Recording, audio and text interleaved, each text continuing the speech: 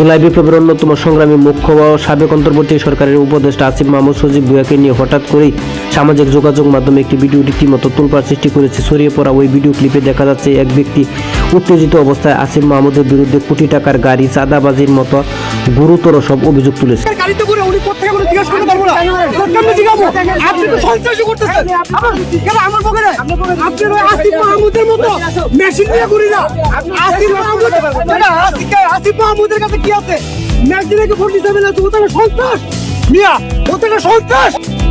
ভিডিওটি ফেসবুক ও টিকটকে ভাইরাল হওয়ার পর থেকেই নেটিজেনদের মধ্যে শুরু হয়েছে তুমুল বিতর্ক।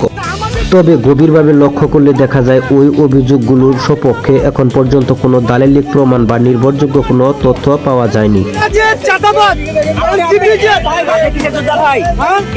আমি 5 তারিখের একটু তথ্য ওই যে আমাকে টাঙ্গা ধরে আপনারা আজকে দেখেন যে আমাকে উপদেষ্টা আসিফ মাহমুদের পক্ষ থেকে এ বিষয়ে এখন পর্যন্ত কোনো আনুষ্ঠানিক বক্তব্য আসেনি।